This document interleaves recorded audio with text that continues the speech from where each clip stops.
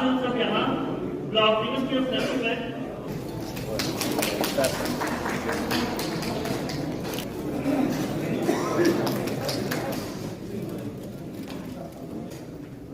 Commissioner secretary आज के हमारे मुख्य अतिथि श्रीमान राघव लैंडर जी, मैं कहूँगा कि आप सब उनके लिए जोरदार तालियां से स्वागत करो, क्योंकि हमारे एक ही मैसेज से हमने उनको रिक्वेस्ट की थी कि जनाब आपने एक कार्यक्रम तो हरियाचक में किया लेकिन दूसरा हमारे हरिपुर में कर दे, और उन्होंने बड़ी जल्दी हमारी उस विनती को माना। मैं इसके लिए उनका तहे दिल से शुक्रिया अदा करता हूँ। उनके साथ हमारे डिप्टी कमिश्नर श्री राहुल पांडे जी, जो आए दिन आपके बीच में रहते हैं, हफ्ते 2 हफ्ते में बॉर्डर में विजिट रहते हैं, आप उनके लिए भी जोरदार तालियों से स्वागत करें। मैं आज अब सभी जितने हमारे हरिपुर पंचायत से, पूरे मडीन ब्लॉक से जितने भी हमारे लोग आए हुए हैं और खास करके जितने भी डिस्ट्रिक्ट के ऑफिसरान, मैं सबका तहे दिल से शुक्रिया अदा करता हूँ, क्योंकि ये ब्लॉक दिवस मुझे 2 दिन पहले ही पता चला कि इस बार हरिपुर में होना है, और जैसे ही हमें पता चला कि श्रीमान राघव लैंडर जी ने हमारी जो रिक्वेस्ट थी उसको मान लिया है, और हम उसी दिन से हमने कहा, मेरा कोई टूर था कहीं जाना था, मैंने वो कैंसिल कर दिया। वहाँ मैं टूर पे नहीं जाऊंगा, लेकिन मैं क्योंकि इस ब्लॉक दिवस में हमने रहना ही रहना है। मैं भाषण तो नहीं देना चाहता, लेकिन मैं आपको बताना चाहता हूँ कि जो मेन काम आपके जहाँ रिक्वायरमेंट रहती है हमारे एरिया की, वो मैंने 5-7 पॉइंट लिखे हैं। उसके बाद सभी सरपंच भी अपने अपना भाषण रखेंगे, जो भी आपकी अपने एरिया की जो प्रॉब्लम है। लेकिन मैं कहना चाहता हूँ कि हमें सर एक तो हमें चाहिए सांझी रोड में रेस्ट हाउस PWD का, क्योंकि मैं हिमाचल में गया था सर, वहाँ 2-3 पंचायतों के बाद रेस्ट हाउस है, और इतने बढ़िया रेस्ट हाउस है सर, जहाँ हमें मडीन तहसील में कहीं कोई हमें मीटिंग करने के लिए जगह नहीं है सर। मैं रिक्वेस्ट करता हूँ कि सांझी रोड हमारे पास 4 कनाल जगह PWD के पास पड़ी हुई है, उसका प्रोजेक्ट भी बनाकर तैयार किया हुआ है। हम चाहते हैं कि बॉर्डर के लोगों को एक तोहफा दिया जाए, और हमारे जो सांझी रोड 4 कनाल जगह वहाँ पे एक अच्छा सा रेस्ट हाउस, जहाँ हमें कोई मीटिंग करने का थोड़ी आसानी हो, बड़ा जरूरी है सर। KB स्कूल मांगा था सर, केंद्रीय विद्यालय स्कूल, लेकिन वो आया भी था। उसके बाद हमें ये भी पूछा गया कि ये कहाँ क्लासेज है, मैंने मार्च महीने से क्लासेज शुरू होगी, लेकिन बाद में पता नहीं चला सर वो कहाँ गया स्कूल, क्या हुआ उसका कोई पता नहीं चला। उसके बाद और ही कहीं स्कूल आ गए सर। उसके साथ ही जो हमारा बॉर्डर एरिया, हम चाहते हैं वहाँ पे एक टूरिज्म अच्छा सा बने, हब बने, और ताकि लोग आए। जैसे आज आपने विजिट किया है, काफी सारे लोग बॉर्डर को देखने के लिए आते हैं, और अच्छा सा टूरिज्म प्लेस बने को बॉर्डर पे हमारे है। और कृषि विज्ञान केंद्र हमारे पहले भी 2 दफा हुई थी, 2 साल लगातार। तो भी सरपंचों को कहूंगा कि आप मेरे साथ आए और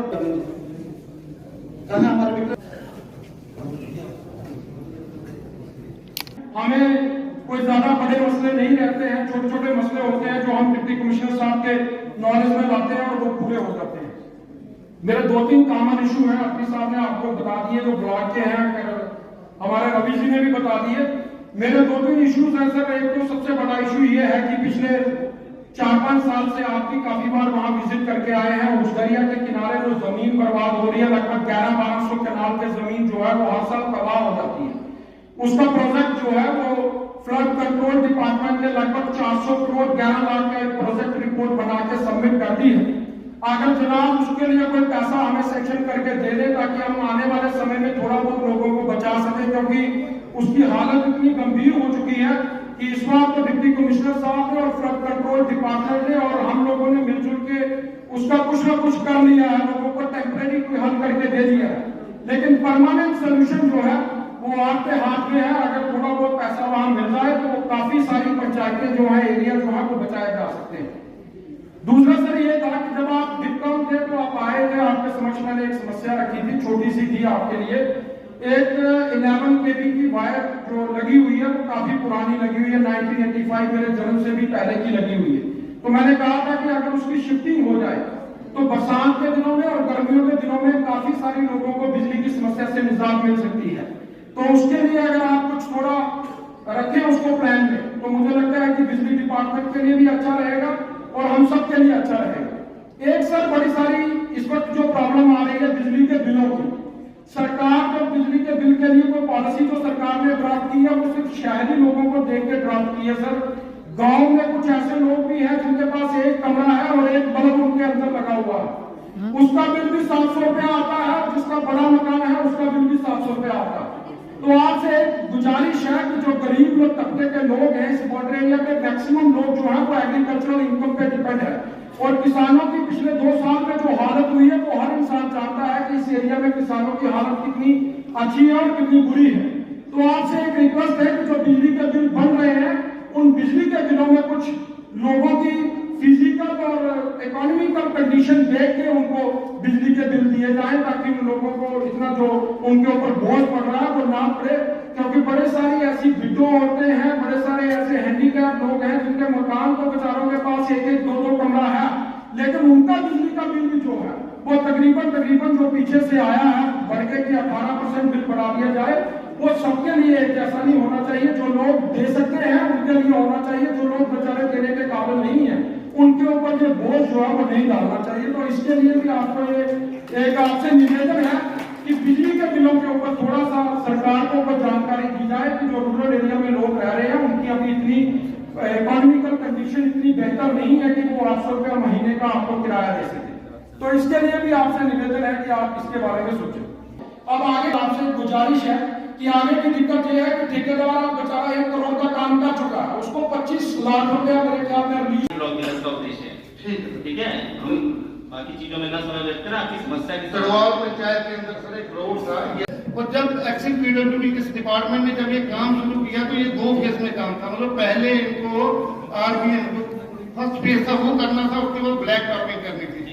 जब ये काम होता है फर्स्ट फेज होने के बाद ये काम छोड़ देते हैं, और उसके बाद सर जब लास्ट टाइम 1.5 महीना पहले ये जो प्लान फार्मुलेट हो रहा था तो मैंने रिप्रेजेंटेशन के माध्यम से भी इनको मैंने अवगत करवाया था, और मैं एडब्ल्यू साहब को भी मैंने I rank many time but they did not pick up my phone sir. तो एटलीस्ट नहीं, ये जो सड़क थी जो आप बता रहे हैं जी जी ये किस योजना के अंतर्गत थी सर? ये इन्होंने आई थिंक सीडीए प्लान के बीच सिटी एंड टाउन शायद नहीं, ठीक है। हाँ, एक ये सेकंड, आप सामने से हटो। अगर नहीं होगा तो यही फोरम यूज करेंगे दोबारा पूछने के लिए, ठीक है? बढ़िया। नंबर 2 ये बात है सर कि चढ़वाल पंचायत के अंदर एक गांव छंद त्याल है, तो वहां पे कम्युनिटी हॉल बना हुआ है। उस कम्युनिटी हॉल की इंक्रोचमेंट हुई है। लास्ट टाइम जब ब्लॉक दिवस के अवसर पर मैंने इस चीज के लिए अवगत करवाया था डिपार्टमेंट को, तो इंक्रोचमेंट सर आज तक वो हटी नहीं है। इंक्रोचमेंट है जी सर, पंचायत की कम्युनिटी हॉल की उसमें जो इशू है सर, जो 5 लोग रहते हैं ना, उन्होंने इसी फाउंडेशन को थोड़ा सा यूज करके दीवार देके विंडोज क्लोज कर दिया सर। तो अब सर ये मेरे पास भी 1-2 बार आए, शायद उन्होंने लैंड डोनेट किया सर पंचायत घर को, जो है वॉल्स और पुरानी दीवार बनाई है जिन्होंने लैंड डोनेट की, शायद सर जैसा जो ये बोलते थे उनकी तो इंक्रोचमेंट जमीन उन्हीं की है ना, उन्हीं की है। लेकिन रेवेन्यू डिपार्टमेंट के हिसाब से जो एंट्रीज है वो कम्युनिटी हॉल की है। देखना पड़ेगा मेरे ख्याल से। इन्होंने कम्युनिटी हॉल उन्होंने दी होगी जमीन, कम्युनिटी हॉल बना दिया होगा, बाद में जिसने जमीन दिया वो वहाँ पे कुछ दीवार चढ़ा रहा होगा सर। विंडो बिल्कुल क्लोज है। ठीक है, मेरा पॉइंट ये है अगर कोई तीसरा आदमी होता और वो ये कर रहा होता उसको तो तुरंत हटा देते। जिसकी जमीन है अगर वो कर रहा है तो उससे बातचीत करनी पड़ेगी, कराते हैं समाधान। नंबर 3 बात ये है सर कि हरिपुर पंचायत के अंदर सर एक जब से नई पंचायतें बनी है तो डीडीसी साहब और हम कहते सरपंच बने सर, उसके बाद ये डीडीसी बने, और हरिपुर पंचायत के अंदर सर एक एप्लीकेशन मूव करते हैं रिप्रेजेंटेशन के माध्यम से कि एक application for the construction of play ground. तो इन्होंने इसमें लिखा हुआ कि 11 कनाल 11 मरले जो लैंड है उसमें तलाई है, और 2 कनाल 11 मरले जो है वो पांच तलाई लैंड है। तो इसके ऊपर सर ये इन्होंने एक काम किया था प्ले ग्राउंड का।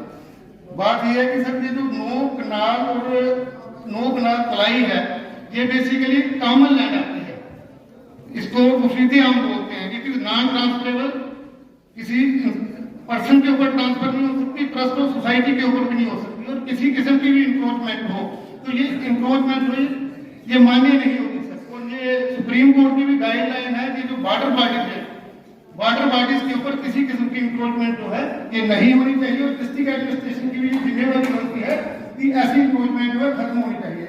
उसके ऊपर क्या होता है सर, पंचायत का 6 लाख रुपया जो है 14FC का 6 लाख रुपया जो है ये इस प्ले ग्राउंड के लिए लगता है।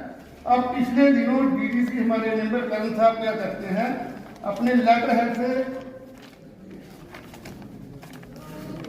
अपना सर एक मिनट, आपने लेटर हेड से आपको ये एक एप्लीकेशन मूव करते हैं, application for lease of fund for work done liability. इसमें इन्होंने बताया हुआ कि development of play field at board 6 lakh रुपए इसमें वो किया हुआ है, और ये बोल रहे हैं keeping in view of the above fact that applicant humbly requested to your good self to kindly give direction to concerned authority to leave the fund for work done liability which is still pending।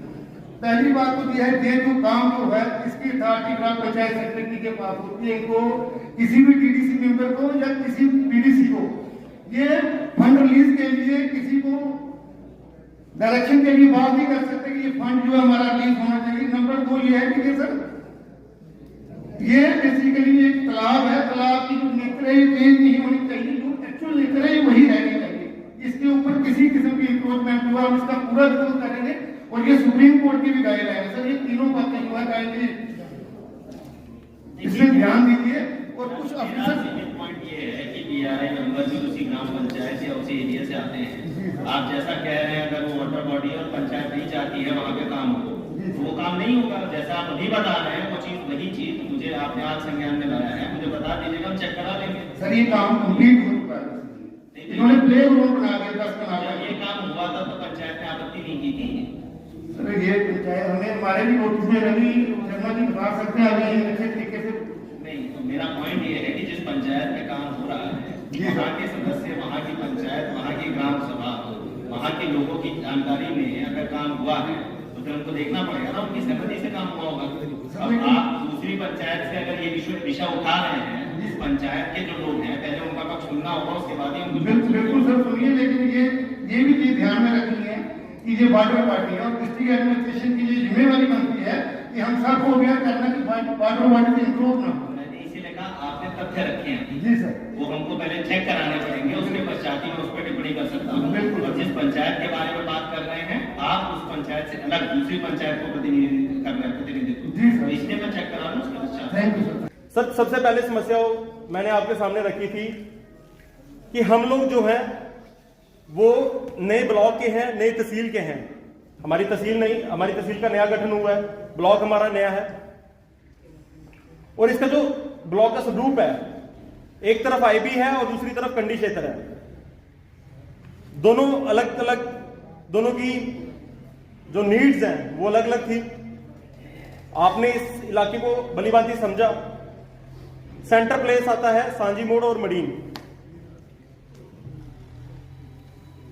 मेरी शुरू से ही, जब से मैं सरपंच बना और उसके बाद में जब मैंने अपने इलाके को समझा, तो मेरी एक ही प्राथमिकता थी कि हमें जो है एक ही बिल्डिंग के बीच में तहसीलदार साहब भी मिले और बीडीओ साहब भी मिले, टीएसओ साहब भी मिले, और जितने भी तमाम अलग अलग डिपार्टमेंट के जो ऑफिसर रहते हैं वो मिले।